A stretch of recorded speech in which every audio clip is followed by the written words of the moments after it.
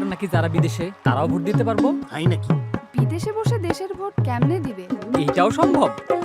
শোনেন শোনেন প্রবাসীগণ, শোনেন দিয়া মন, পোস্টাল ভোটের কথায় এখন করিব বর্ণন। দেশের বাইরে থাকেন যারা, সম্পদ দেশে আনেন তারা, ভোটটা দিবেন পোস্টাল অ্যাপে, কেমনে দেখি চলে, হায় হায় কেমনে দেখি চলে। ও বাউল ভাই, আমার ছেলে তো দেশের বাইরে থাকে, সে ভোট দিতে পারবে? প্রবাসেতে থাকেন যারা, কন্যা পুত্র স্বজন, ভোটটা সহজ করার জন্যই এত আয়োজন। আপনার স্মার্টফোনের প্লে স্টোর বা অ্যাপ স্টোরে গিয়ে পোস্টাল ভোট বিডি লিখে অ্যাপটি ডাউনলোড করতে হবে। অ্যাপ খুলে রেজিস্ট্রেশন বাটন চাপুন। আপনি যে দেশে বর্তমানে অবস্থান করছেন তালিকা থেকে সেই দেশটি বেছে নিন। অবস্থানরত দেশে ব্যবহারকৃত নিজের মোবাইল নাম্বার উল্লেখ করতে হবে। নির্ধারিত জায়গায় নাম্বারটি টাইপ করুন। কিছুক্ষণ অপেক্ষা করলে উক্ত নাম্বারে একটি ওটিপি আসবে, সেটি দিয়ে নম্বরটি ভেরিফাই করুন। সবশেষে একটি পাসওয়ার্ড সেট করুন। এভাবেই আপনার অ্যাকাউন্ট তৈরি হয়ে যাবে। অ্যাকাউন্টে হয়ে গেছে, কাজ তো শেষে নয়, ভোটটা দেওয়ার আগে করুন যাচাই পরিচয়, হায় হায় যাচাই পরিচয়। অ্যাপের লগ ইন অপশনে মোবাইল নম্বর সেট করে পাসওয়ার্ড দিন। এনআইডি কার্ডের সামনের অংশের পরিষ্কার ছবি তুলুন। পর্যাপ্ত আলো আছে এমন জায়গায় দাঁড়িয়ে মোবাইল অ্যাপের নির্দেশনা অনুযায়ী লাইভলিনেস চেক করে সেলফি তুলুন।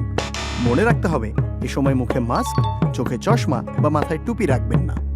পাসপোর্টের প্রয়োজনীয় তথ্য দিন, না থাকলে চেকবক্স টিক করুন। যে ঠিকানায় ব্যালট পেতে চান তার পূর্ণ ঠিকানা সাবধানে পূরণ করুন। ভুল ঠিকানা দিলে ব্যালট হাতে পাবেন না। সকল তথ্য সঠিক দিলেই কেবল নিবন্ধন সম্পন্ন হবে। যদি নিবন্ধন কোনো কারণে সম্পূর্ণ না হয় তাহলে কি হবে? যদি আপনার নিবন্ধন সফল না হয় তাহলে নির্বাচন কমিশনের নির্ধারিত পদ্ধতিতে নিবন্ধন প্রক্রিয়া সম্পন্ন করা হবে। যদি কোনো প্রকার ত্রুটি কিংবা ভুল ইনফরমেশন পাওয়া যায় তাহলে নিবন্ধনটি বাতিল করা হবে। সবাই পাবে ভোটের সুযোগ, বাইরে কিংবা ঘরে, চলেন দেখি কি হয় এইবার নিবন্ধনের পরে, হায় হায় নিবন্ধনের পরে।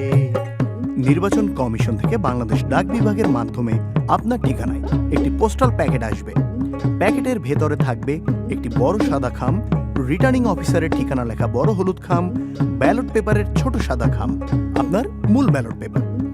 মূল ব্যালট পেপারে শুধু প্রতীক থাকবে, প্রার্থীর ছবি থাকবে না। আরও থাকবে একটি নির্দেশিকা, যার পেছনে থাকবে ঘোষণাপত্র। আরো শোনেন প্রবাসীরা, শোনেন দিয়া মন, ভোটের আগে লাগবে অ্যাপে ভেরিফিকেশন। ব্যালট পাওয়ার পর আবার অ্যাপে লগ ইন করুন। পুনরায় লাইভলিনেস চেক দিয়ে নিজের পরিচয় নিশ্চিত করুন। নির্দেশনা অনুযায়ী রিটার্ন খামের কিউআর কোড স্ক্যান করে ব্যালট প্রাপ্তি নিশ্চিত করুন। নির্বাচন কমিশন থেকে প্রতীক বরাদ্দ হলে অ্যাপে আপনার আসনের প্রার্থীদের প্রতীক দেখে নিন। পছন্দের প্রার্থীর প্রতীকের পাশে দিবেন একটা টিক, পাশে দিবেন একটা টিক। ভোটটা বাতিল হবে যদি চিহ্ন থাকে একাধিক। ও বাউল ভাই, আর কি আছে বাকি? নির্দেশিকা দেখে ঘোষণাপত্র পূরণ করে শেষে সাইন দিন। তথ্য যেন সঠিক থাকে তা আবার দেখে নিন। ব্যালট পেপারে টিক অথবা ক্রস চিহ্ন দেওয়ার পর ব্যালট পেপারটি সাদা ছোট ব্যালট খামে ভরে বন্ধ করে দিন। এরপর ঘোষণাপত্র পূরণ করে ব্যালট খাম সহ বড় হলুদ খামে ঢুকিয়ে খাম বন্ধ করুন।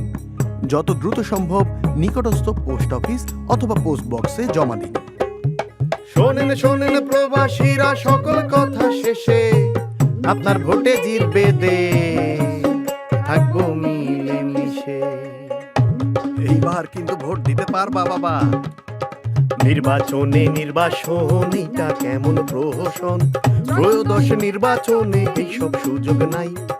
দেশের বাইরে থাইকা আমরা দেশের জন্য লড়াই করি, আমার ভোটটাও এইবার তোমরা গুইনা রাইখো ভাই, তোমরা গুইনা রাইখো ভাই। ব্যবহার করুন অফিসিয়াল লিংক অথবা অ্যাপ। কোড অথবা পাসওয়ার্ড কারোর সাথে শেয়ার করবেন না। ব্যালট পেপারে একটি মাত্র টিক বা ক্রস চিহ্ন দিতে হবে। আপনার ভোটের গোপনীয়তা বজায় রাখুন, কারোর সাথে শেয়ার করবেন না। মনে রাখবেন, ভোটের গোপনীয়তা ভঙ্গে আইনানুগ ব্যবস্থা সহ এনআইডি ব্লক করা হতে পারে।